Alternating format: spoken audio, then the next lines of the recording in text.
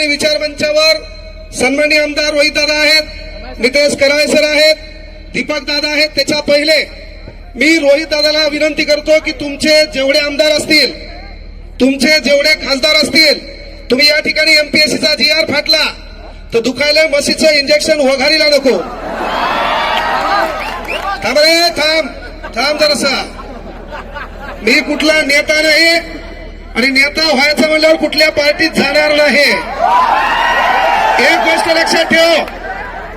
एक थांब रे पुरा एक सर, सागर सर, ये पब्लिक होता इधर से. एक गोष्ट का सांगालो मी, पहिल्यांदा रोहित दादांना या महाराष्ट्रामध्ये 36 जिल्ह्यामध्ये हे थांबणार आहे. मागा चल, मागा रे. इकडे पहा, ऐका पोरं, महत्व. अरे मी तुमच्यासाठी बोलायला कामाचं आहे का? या ठिकाणी आपण आंदोलन केलं, या ठिकाणी रोहित दादा सोबत दिसलो, या ठिकाणी काँग्रेसचे लोक भेटले.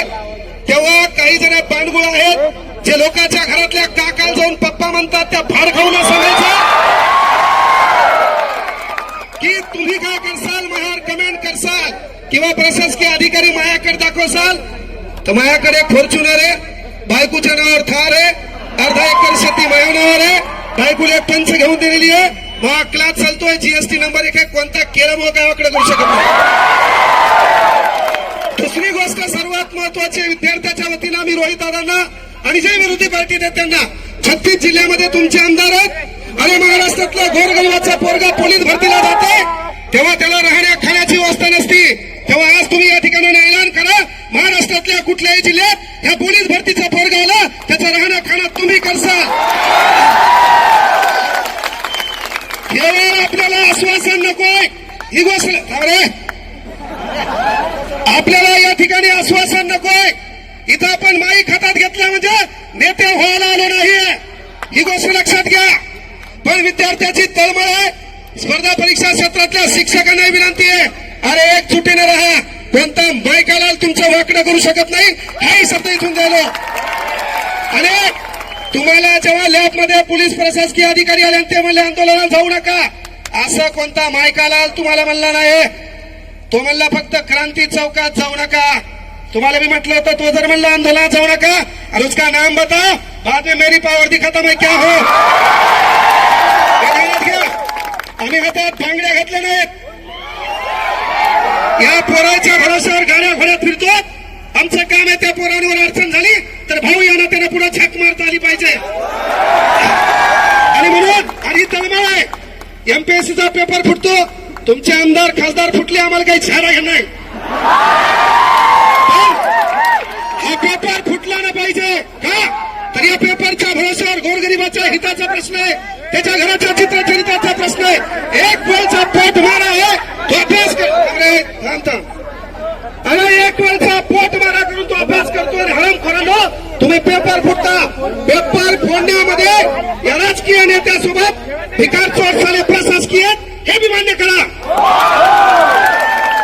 अरे आपल्याला तलाठी ऑफिस मध्ये गेल्यावर ताण तलाठी देतो, ग्रामपंचायत मध्ये गेल्यावर ताण ग्रामसेवक देतो, सिव्हिल मध्ये गेल्यावर आपल्याला क्लर्क ताण देतो. पहिले आपले हे, आणि तुम्ही प्रशासनात गेल्यावर पहिले हे सुधरा, पोलीस व्हा, चौकात नोकरी करा. अरे पण ज्याचा रुमाल मळलेला आहे, ज्याचा फूट फाटलेला आहे, त्याला कोपऱ्यात घेऊन साल्यावर त्यांच्यावर दडपशाही करू नका. तुमचं काम आहे. अरे केवळ यावरून सांगालो, केवळ बोल बच्चे नदी सुधारणार नाही. 12व्या शतकापासून छक मारली, अनेक जण बोलले, काही धतुरा वाकडं झालं नाही. इथं बोलल्यान तुम्ही सुधारणार तर नाही. कांग्रेस जनता पार्टी वाले बोले दिल्ली को आएंगे, यहाँ ने को उनको दिक्कत है तो दिल्ली को कहां से आएंगे, दिल्ली को आएंगे. इथं आम्हाला माहित आहे काय झालंय. त्यामुळं पोरं आपल्या ज्या मागण्या त्या असतात. पहिली मागणी सर्वात महत्वाची आहे, शिक्षकांना टीईटीची गरज काय, पहिला प्रश्न आहे. शिक्षकांना टीईटीची गरज काय? या महाराष्ट्रामध्ये 157 पद आहेत. मग प्रत्येक पदाला परीक्षा करा, लागल्यावर तो काम बरोबर करतोय का, तो न्याय बरोबर देतोय का, आणि त्यानंतर 5 वर्ष आमच्या भोकांडीवर बसवण्यासाठी जे आमदार खासदार निवडून येतात यांच्यासाठी एखादी परीक्षा घेऊन पेपर भरा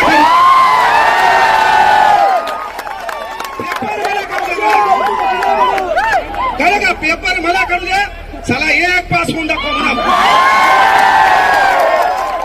त्यामुळे विनंती एकच आहे, एकच गोष्ट आहे, पोरं आपली एकजूट दिसणं गरजेची आहे, आपल्यात एकोपा दिसणं गरजेचं आहे.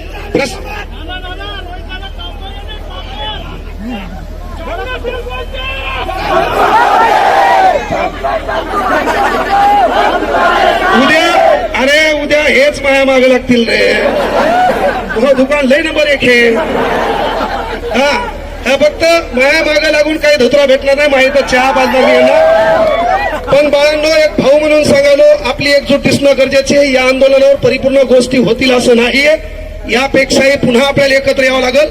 कारण एक दगड आहे, त्या दगडावर आपण घनानं घाव घालालो. पहिला घाव, दुसरा घाव, तिसरा घाव, चौथा घाव. कुठल्या तरी घावात तो दगड फुटणार आहे. तो दगड फुटण्यामागे पहिल्या ठोक्याचं देखील योगदान असते. हा पहिला ठोका आपण इथं मारला, रस्त्याच्या कोपऱ्यात आपल्याला ठोका आणायचा आहे. प्रशासकीय यंत्रणेला विनंती आहे, लॅबमध्ये जाऊन गोरगरिबांचे लेकरे, तुमच्याही परीक्षेच्या अडचणी होत्या, कदाचित तुमचे पेपर फुटले असते तर तुम्ही लॅबमध्ये आले नसते. तुमचे पेपर फुटले असते, तुम्ही लॅबमध्ये आले नसते, तुम्ही पावसात कुठतरी भिजत असते आणि शेतात कुठतरी राबताना दिसली असते. त्यामुळं विनंती आहे बाबा, जरी तुम्हाला वरतून प्रेशर आलं, वरतून ताण आला, साहेब म्हणले किती जमा होतात पहा. यायला सकाळी मी 8 वाजता इथून गेलो लोकांच्या गाडीत, यायला कळू नाही म्हणून. 8 वाजता मी पाहिलं पोरग आमचे 5च आणि पोलीस होले 500. मी ठरवलं मायला एक बी नाही आला तर मी भाषण पोलिसांना देणार, निघून जाणार. आपलं ठरलं, मुकाने गेलो बारीक शरीरच उभे होते सागर सर, त्याला माहित नाही, काच काळे होते. मी गाडी मुद्दाम गेलो, तर आपल्या राहुल भाऊची गाडी होती, दुसऱ्या गाडीत गेलो मुद्दाम. हा त्याच्यात मग ही गाडी माझ्या मागून झाली, आमचे पोरं कधी पुन्हा यायला वाटलं सर याच्यात, पण सर तिच्यात नव्हते. सांगायचं एकच आहे बाळांनो, स्टेनोग्राफरचं पद रद्द केलंय. तुम्ही माझ्याकडे आले तेव्हा मी म्हटलं होतं बाळांनो रस्त्यावर या. लग्न लोकांच्या भरोशावर करतात नसते बघ्या.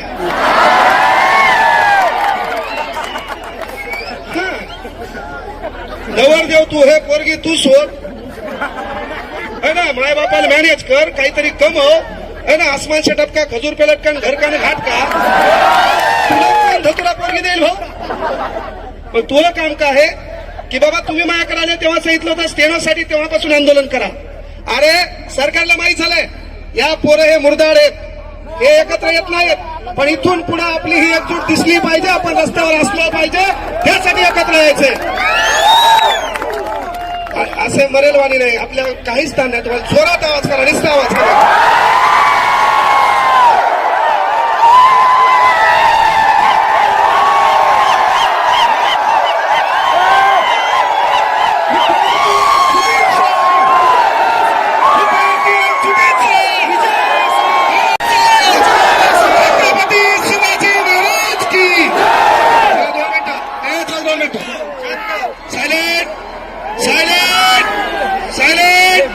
आपला टाइम संपलेला आहे, पण काही मागण्या सांगतो.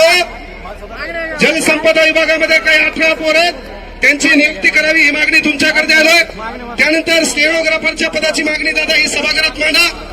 त्यानंतर पोलीस भरती लवकर काढा. आणि सर्वात महत्वाची गोष्ट आहे, थांबे धावा धावा, मला सांगा, आमदार खासदार होण्यासाठी वय लागत नसेल तर आमच्या पोलीस भरतीच्या पोरासाठी वय का? म्हणून या पोलीस भरतीच्या पोरांना वय वाढ करण्यात यावे. आणि नसेल तर पोरं 2029ला सर्वांनी फॉर्म भरा. इकडं काहीच धतुरा होईना तर तिकडे तरी आजमावून पाहू. आपल्याला जी बोलती तिथं मतदान करेल. म्हणजे आपण आपल्या मताची विभागणी करू. फक्त इकडे असं होणार. या ठिकाणी युवा काँग्रेसचे अध्यक्ष आलेत. पहिले पोरं वयवाढीचा मुद्दा मांडला बाळा. तुमच्या एमपीएससीची आणि आपली मेन मागणी आहे, परीक्षा ऑफलाईनच करा. हा मुद्दा भरकुटू देऊ नका. आपण एकत्र परीक्षा ऑफलाईन करा म्हणून आलो. आणि जर आता एकत्र आले नाही तर माहीत सांगतो, या पोलीस भरती देखील ऑनलाईन करणार आहेत. 100 मीटरची लिफ्ट मध्ये अनेक अडचणी आल्या, 1600 मीटर मध्ये अनेक अडचणी आल्या.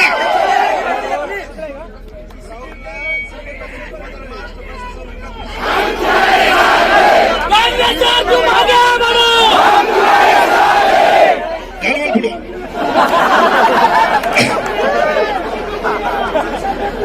पहिल्या शिक्षण मंत्री राजीनामा द्यावा लागेल बे. हे मला कसं शिक्षण मंत्री करेल? आणि कोणाला खुर्ची नको भाऊ सध्या, प्रत्येक जण बेजार खुर्चीमुळे. आपला कार्यक्रम बरोबर चाललाय, चालू द्या. फक्त विनंती आहे बाळांनो, तुमच्या ज्या ज्या मागण्या आहेत या व्हिडिओ माध्यमातून आपला विरोध पहिले प्रशासकीय यंत्रणा हे थांबणे वयवाडी हे बघा तो थांब का अधिवेशनामध्ये थांबणे काही होत नाही, देऊन टाकतो कॉलेज काय नाही. इथं हे आपलं पहिली सुरुवात आहे. मी आवर्जून सांगितलं की बाबा ये सूरत बदलनी चाहिए. आपल्या डोक्यात एकच लक्षात ठेवा, ये सूरत बदलनी चाहिए. सिर्फ हंगामा खड़ा करना मेरा मकसद नहीं. हो आग कहीं भी, ना तेरे सीने में सही मेरे सीने में सही, हो आग कहीं भी, चला वो आग जलनी चाहिए. वो आग आपलं काम आहे. इथून पुढं मी आवर्जून रूपरेषा सांगायला, आंदोलन आम्हाला क्रांती चौकात प्रशासकीय यंत्रणा घेऊ दिलं नाही, पण तुमच्या वतीनं तुमच्यासाठी तुमचा भाऊ म्हणून एक शब्द द्यालो, नेक्स्ट आंदोलन क्रांती चौकातच. That's call heart my ego. विषय तो नाहीये की आम्हाला तुम्ही परमिशन दिलं नाही. नेता आल्यावर कोण परमिशन मागतो तुम्हाला? अरे गरीबाचे पोरे म्हणून तुम्ही दाबण्याचा प्रयत्न केला, दबले का? नाही. इथून पुढे दबायचं नाहीये. नेक्स्ट टार्गेट आपलं लक्षात घ्या, पुणे. आणि एक गोष्ट लक्षात घ्या, ऐका रे पाय पोरं, थांब तू लय बोलायला रे, तुला एकट्याला ताण दिसला माझ्यापेक्षा.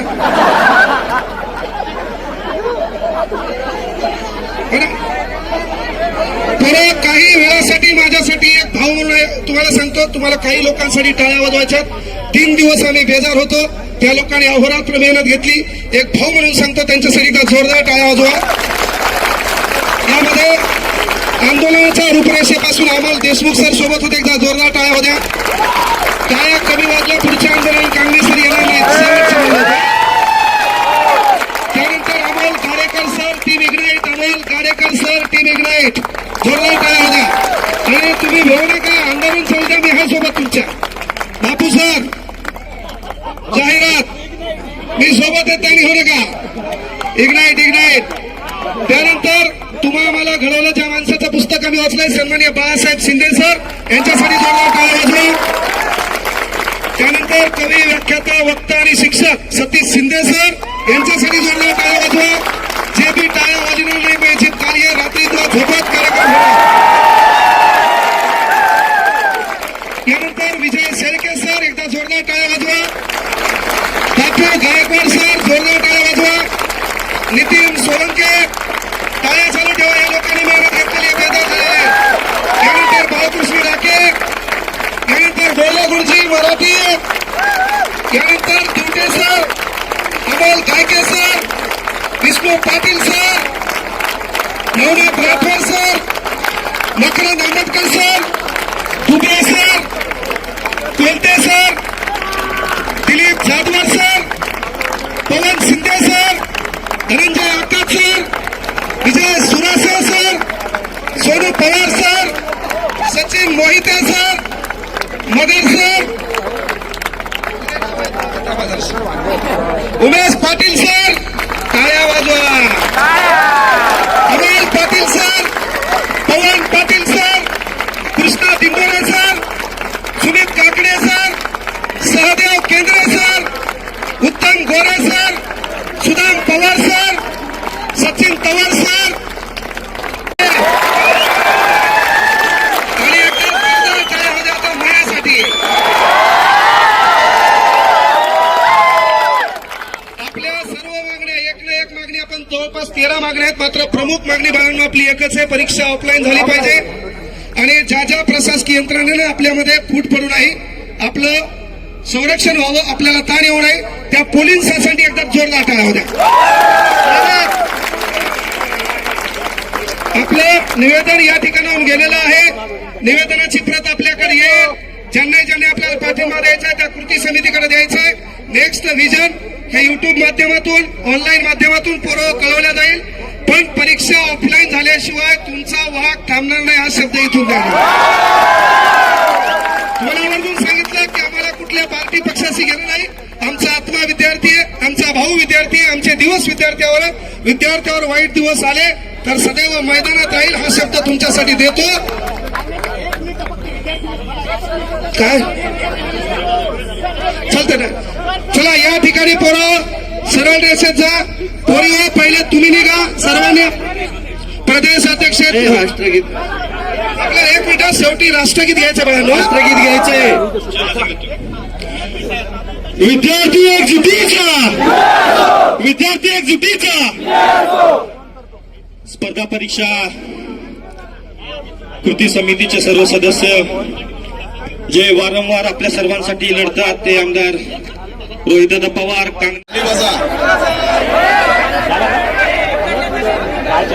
पेपर ढगफुटी ऐकली होती. ढगफुटी या सरकारने पेपर फुटी पण दाखवली. या महाराष्ट्र सरकारचं दुर्दैव आहे. महाराष्ट्र सरकारचं दुर्दैव आहे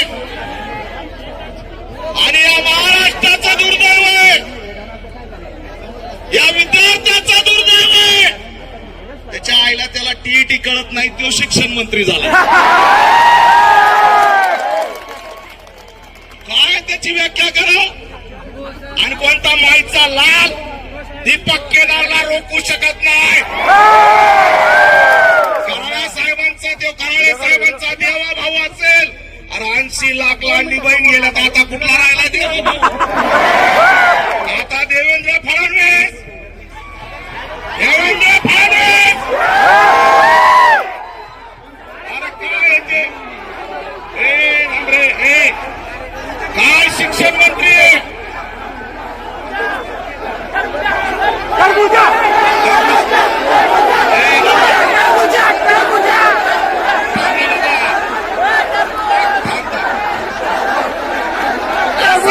शिक्षण मंत्री दिले ते आता परवा दिवशी कांदे सरांची भेट झाली दादा भुसेन सोबत. दादा भुसेन म्हणले अरे ते सीबीएसईच्या पॅटर्न मध्ये छम्मा छम्मा काय टाकलंय. दादा भुसे म्हणताय ते काय असतंय. ते म्हणले अरे टीईटीचा पेपर फुटला. ते म्हणे कधी फुटला. अरे काय शिंदे साहेब. अरे एकनाथ शिंदे साहेब शिक्षणाची थट्टा थांबवा. डॉक्टर बाबासाहेब आंबेडकरांचं शिक्षण जर हिरावून घेण्याचा प्रयत्न केला तर सत्ता हिरावून घेण्याची ताकद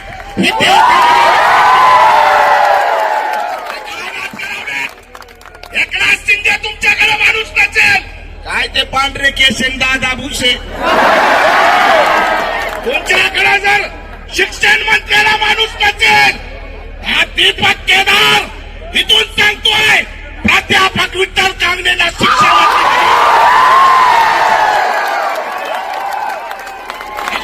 पेपर फुटतोय.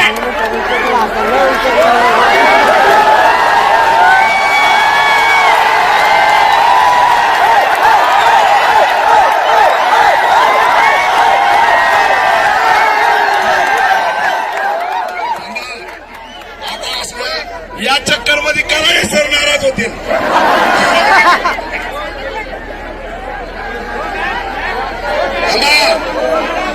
एकनाथ शिंदेकडे माणसं नसतील तर आम्ही माणसं देतो. विद्यार्थ्यांची थट्टा थांबवा. अरे लेकरं ज्या पद्धतीने आता सांगितलं. अरे नीटच्या पेपरमध्ये 25 ते 27 विद्यार्थी मेले.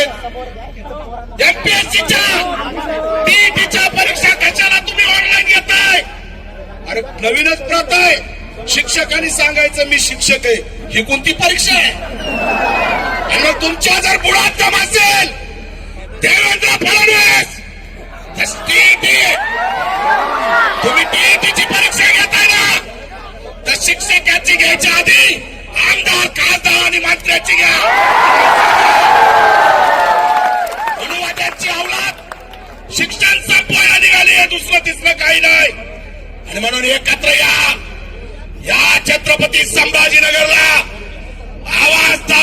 प्रयत्न केला, आम्हाला स्टेज टाकू दिला नाही. फडणवीस 2029 ला तुला जर ट्रायलीवरती उभा नाही केलं ट्रायलीवर उभा करणाऱ्याला विद्यार्थी आहेत आणि जालिनवालचा बागचा हत्याकांड करता का, कोंडमारा करता का, आमचा श्वास दाबता का? लाज वाटली पाहिजे यांना विद्यार्थ्यांचा कोंडमारा करायला. पण लक्षात ठेवा, ताकदीने थांब रे थांब, ताकदीने हे आंदोलन यशस्वी झालंय. जोरात टाळ्या वाजून इथून टाकून द्या. सगळ्यांना रोखलं, विद्यार्थ्यांना धमकावलं, त्या अकॅडमी वाल्यांना सुद्धा धमकावलं, लायब्ररी वाल्यांना धमकावलं. पण ज्या वेळेस आणि म्हणून मित्रांनो, अभिजित तिपके इथं कॉक्रोच म्हणून आले. जे कॉक्रोच आहेत त्यांना वाटत असेल अभिजित तिपके कॉक्रोच आहेत, पण चला इथं पॅन्थर उभा आहे. पॅन्थर निवडीचा गोड घेतल्याशिवाय राहणार नाही. 2 कोटी विद्यार्थी, 2 कोटी पुढे आम्ही ठरवणार. 2 कोटी मतदार आहेत विद्यार्थी महाराष्ट्रात. जरी ऑफलाईन पद्धत बंद नाही केली, ऑनलाईन पद्धत बंद नाही केली, समजून घ्या, मला इशारा नाही द्यायला येतो. ऑनलाईन पद्धत बंद झालीच पाहिजे. ऑनलाईन पद्धत बंद झालीच पाहिजे. ऑनलाईन पद्धत बंद झालीच पाहिजे. शेवटचं एक वाक्य आणि माझं भाषण संपवतो. मित्रांनो, विद्यार्थ्यांचा जीव घेणाऱ्या, पेपर फुटी करणाऱ्या त्या हरामखोरांचे घर जर तुम्ही बुलडोझरने नाही पाडले तर पुढचा मोर्चा या पेपर फुटीवाल्यांचे घर बुलडोझरने पाडायला आम्ही गेल्याशिवाय राहणार नाही. माझी हिंमत झाली नाही पाहिजे करायला या हरामखोरांचं एन्काउंटर. काय एन्काउंटर होत नाही? अरे 27 विद्यार्थी आमचे मारतायत आणि ह्या सगळ्यांना VIP ट्रीटमेंट, करोडो रुपयाचा घोटाळा, ही सगळी साखळी आहे शिक्षण संपवण्याची.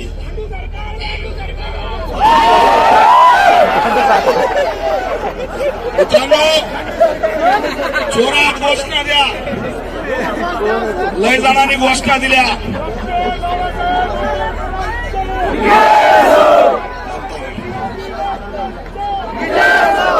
जोरात हात वर करा.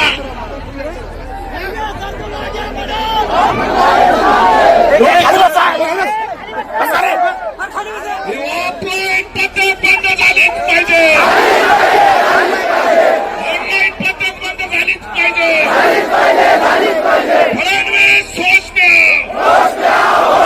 फडणवीस सोच द्या. अरे भारत बाप की, भारत बाप की. माता बाप आहे ना.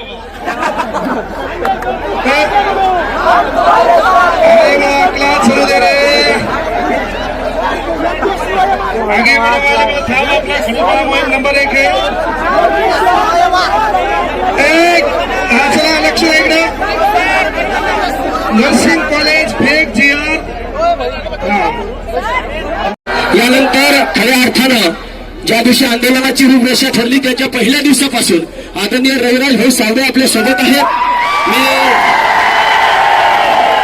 रविराज भाऊ सावळे यांना विनंती करतो की सर आपण वेळेचं बंधन पाहून या ठिकाणी वागल्या. ठीक आहे, चालेल. यस,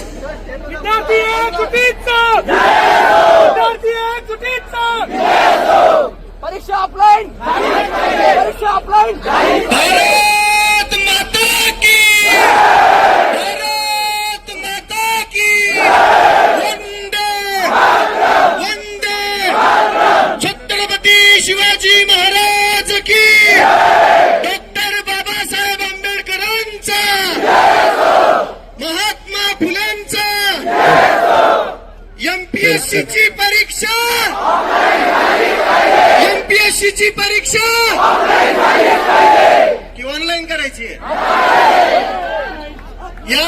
पेपरची व्यवस्था या राज्याचं प्रशासन असं झालंय, इथं मटका फुटत नाही पण पेपर रोज फुटताय. यांना लेकरांची स्वप्न विकत असताना लाचा कशा वाटत नसतील अरे माझं लेकरू या शहरामध्ये येतं, हे शेतकऱ्याचं लेकरू आहे, पोटाला चिमटा काढतं, एका टायमाला जेवतं, पण अभ्यास अगदी मन लावून करतं आणि शेवटी परीक्षेच्या आदल्या दिवशी समजतं की पेपरच गळपाटलाय. मग याच्यामध्ये चूक कोणाची आहे?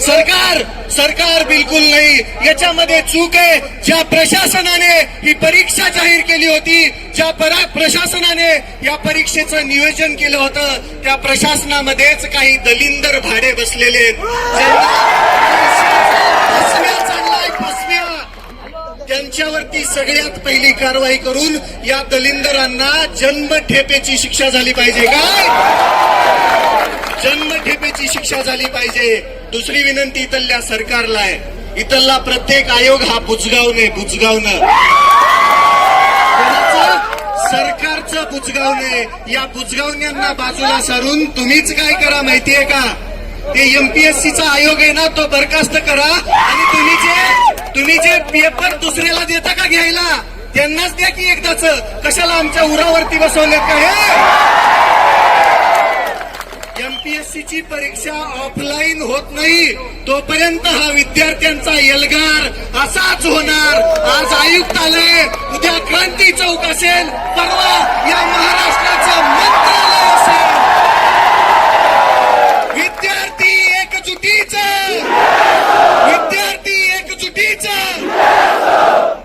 ही आहे क्रांतीची जागा छत्रपती संभाजीनगर. तुम्ही सर्व एवढ्या ताकदीनं इथं उपस्थित राहिला, या सरकारच्या मनामध्ये धडकी भरायला वेळ लागणार नाही. ही एकजूट कायम ठेवूया आणि लढूया. जोपर्यंत न्याय भेटत नाही, जोपर्यंत आपला हक्क आपल्याला भेटत नाही. स्टेनोग्राफरची पदं यांनी गोठवली, त्या लेकरांची मागणी बऱ्याच दिवसापासून आहे. माझी मुख्यमंत्री महोदयांना विनंती आहे, तुम्ही जे हे 2-4 विभाग सोडले तर सगळीकडची स्टेनोग्राफरची पदं बंद केलेली आहेत, ती पूर्ववत करा. लेकरांवरती अन्याय करू नका. एवढं बोलतो, थांबतो. जय हिंद, जय महाराष्ट्र. धन्यवाद राहुल. इन्कलाब जिंदाबाद, इन्कलाब. यानंतर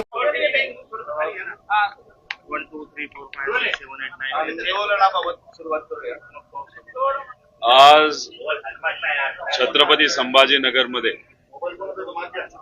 महाराष्ट्र राज्य विद्यार्थी कृती समिती यांच्या माध्यमातून व तसंच कांगणे सर असतील व इतर सर्व विद्यार्थी यांच्या मदतीने इथे खूप मोठं आंदोलन, एमपीएससी ची परीक्षा जी ऑनलाईन घेतली जाणार आहे त्याच्या विरोधात आणि महाराष्ट्रामध्ये टीईटी पेपर जो फुटला आणि त्याच्यात भ्रष्टाचार झाला याच्या विरोधात सर्व विद्यार्थी म्हणून इथं आंदोलन करणार आहेत. आणि या आंदोलनासाठी आम्ही सहभाग घेत आहोत, आम्ही पाठिंबा देत आहोत. काँग्रेसचे काही नेते आणि राज्याचा युवकचा अध्यक्ष शिवराज भाऊ इथे येत आहेत. आणि सगळ्यात महत्वाचं म्हणजे इथे अभिजित भाऊ दिपके या आंदोलनामध्ये विद्यार्थ्यांना पाठिंबा देण्यासाठी येत आहेत. त्याच्याच बरोबर नितेश कराळे गुरुजी हे आज आपल्या या छत्रपती संभाजीनगर मध्ये आलेले आहेत. रविराज भाऊ साबळे व इतरही सर्व सामाजिक व शैक्षणिक काम करणारे कार्यकर्ते या विद्यार्थ्यांना पाठिंबा देण्यासाठी आलेले आहेत आणि विद्यार्थी मोठ्या संख्येने इथं उपस्थित राहणार आहेत. पण बघा, हजारोच्या संख्येमध्ये पोलीस प्रशासन इथं आलेलं आहे. त्याच्याच बरोबर विद्यार्थ्यांना ताब्यात घेण्यासाठी तिथे पोलिसांचे पिंजरे हे ठेवण्यात आलेले आहेत. पण शेवटी हे सामान्य परिवारातली जे मुलं मुली आहेत जे स्वतःच्या हक्कासाठी आणि पेपर फुटीमध्ये जो भ्रष्टाचार होतो, एमपीएससी मध्ये येत्या काळामध्ये ऑनलाईन परीक्षा घेतल्यामुळे त्यात भ्रष्टाचार जो होणार आहे आणि टीईटी परीक्षेमध्ये सुद्धा जो भ्रष्टाचार त्या ठिकाणी झालेला आहे व त्याच्याच बरोबर अभिजित भाऊ नीट परीक्षेसाठी लढत आहेत, त्या नीट विद्यार्थ्यांना सुद्धा पाठिंबा देण्यासाठी इथं सर्वजण आलेलो आहोत.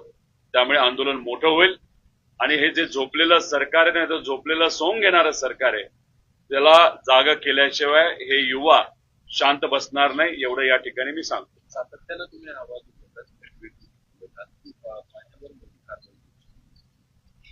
काय या सरकारच्या विरोधात जे कोणी लढत आलेले आहेत त्यांच्यावर कुठली ना कुठली तरी कारवाई हे सरकार करतच आलेलं आहे. मी काम करत असताना मी आधी व्यावसायिक क्षेत्रामध्ये आलो, नंतर राजकारणात आलो.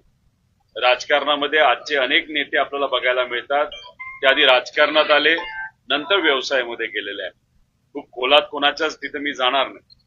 व्यवसाय करत असताना राजकारण पण मी तिथं करत असल्यामुळे कधी कधी आम्हाला याच्या आधी ईडीची कारवाई झाली, एक्साईजची कारवाई झाली, इन्कम टॅक्सची कारवाई झाली, पोल्युशनची कारवाई झाली, अशाच बऱ्याच कारवाई करून सुद्धा मी विचाराची साथ सोडली नाही, लोकांची साथ सोडली नाही. म्हणून मला काही लोकांकडनं जे कळलं, काही प्रमाणात माझ्या एखाद्या दुसऱ्या युनिटवर मुद्दामून माझा आवाज दाबण्यासाठी कारवाई केली जाऊ शकते, ते कळलं, ते मी व्यक्त झालो. पण किती काय झालं, लोकांची साथ असल्यामुळे लोकांबरोबर मी राहणार आणि लोक हे नक्कीच चांगल्या विचाराने आम्हाला सुद्धा तिथं या लढ्यामध्ये ताकद देतील असा विश्वास वाटतो. मुंबईत सगळीकडे पाऊस पडतोय, मिसिंग रोड जो आता नवीन झालाय तो तिथे खर तर मिसिंग लिंकच्या बाबतीत बोलायचं झालं तर काही दिवसांपूर्वी आपले जे मुख्यमंत्री साहेब आहेत त्यांनी एक स्टेटमेंट केलं होतं, जे खड्डे पडलेत ते आम्ही ड्युरेबिलिटी टेस्ट करतोय. म्हणजे खड्डे पडल्यानंतर रस्ता नीट आहे का नाही, ड्युरेबल आहे का नाही हे आम्ही बघत आहोत. आणि त्यामुळे खड्डे पडतायत ना, ती चांगली गोष्ट आहे. एखादा भ्रष्टाचार, जर चुकीचा व्यवहार एखाद्या कॉन्ट्रॅक्टमध्ये नाही तर एखाद्या कामामध्ये झाला असेल तर गोंडस शब्दामध्ये ड्युरेबिलिटी टेस्ट हे पुढे गेलं आणि मुख्यमंत्री साहेबांनी त्याच्यावर पडदा टाकण्याचा प्रयत्न केला. आता मिसिंग लिंक मध्ये जे दरड कोसळलेली आहे, आतून फार धबधब्यासारखं तिथं पाणी पडत आहे, मग असंच म्हणावं लागेल की हा धबधबा नाही तर दरड कोसळणं याच्यातून सुद्धा सरकार कुठेतरी ड्युरेबिलिटी टेस्ट करते आपल्याला म्हणावं लागेल. काय झालं, मिसिंग लिंक आहे ना, याच्यातून विकास मिसिंग आहे आणि कुठे ना कुठेतरी करप्शन आणि भ्रष्टाचार याला लिंक झालेला आपण सर्वजण तिथं बघू शकतो. आणि याच्यातच अजून विकासाबरोबर काय मिसिंग आहे तर सामान्य लोकांची सेफ्टी नाही तर सुरक्षता या गोष्टीतून तिथं मिसिंग आहे. मुंबईमध्ये आता आपण जर बघितलं होती 4 वर्ष प्रशासक होता, म्हणजे हे शासन जे सत्तेत आहे त्यांचा कंट्रोल मुंबई महानगरपालिकेवर होता, तेव्हा तुम्ही काय झोपला? सगळ्यात पहिले मी सगळ्या माध्यमांचा धन्यवाद करतो. आम्ही 16 दिवसापासून दिल्लीत बसलेलो आहे. ऊन होतं भरपूर, आता पाऊसही सुरू झालाय तरी आम्ही तिथं होतो. आज 17वा दिवस आहे. पण आज जेवढी मीडिया आलेली आहे तिथं मीडिया काही फिरकलेली नाही इतक्या दिवसापासून. तर मी समजू शकतो काही प्रेशर असू शकतो, पण मीडियाने पण थोडा विचार करावा की हे देशाचे युवक बसलेले आहेत जे 17 दिवसापासून काय मागतायत, न्याय मागताय. फक्त कशासाठी? नीट मध्ये 20 पेक्षा जास्त स्टुडंट्सनी आत्महत्या केलेली आहे आणि ती आत्महत्या कशामुळे झाली आहे? पेपर फुटीमुळे झालेली आहे. पेपर फुटी जर झाली नसती तर विद्यार्थ्यांना आत्महत्या करावी लागली नसती आणि मला अमेरिकेवर यायची गरज पडली नसती. आणि 17 दिवसापासून जे देशातले हजारो लाखो युवक सोबत निघाले त्यांना गरज नसती पडली रस्त्यावर यायची. तर कुठं ना कुठं सरकारने याची दखल घेतली पाहिजे. मला बरेचसे लोक प्रश्न विचारताय की सरकार तुमचं ऐकायला तयार नाही, सरकार तुमचं ऐकायला तयार नाहीये. तर माझ्या मनात हा प्रश्न येतो, मग सरकार ऐकणार कोणाचं? डोनाल्ड ट्रम्पचं? डोनाल्ड ट्रम्प म्हणतात रशियाचं तेल घेऊ नका, नरेंद्र मोदी लगेच तयार होऊन जातात. डोनाल्ड ट्रम्प म्हणतात टॅरिफ कमी करा अमेरिकेवर चढ, नरेंद्र मोदी लगेच तयार होऊन जातात. पण जेव्हा विद्यार्थ्यांचा प्रश्न येतो तेव्हा असं म्हणतात की विद्यार्थ्यांचं ऐकणार नाही. तर सरकार ही जी बनलेली आहे ती कोणाच्या मतांनी बनलेली आहे? आमच्या मतांनी बनलेली आहे का डोनाल्ड ट्रम्पच्या मतांनी बनलेली आहे?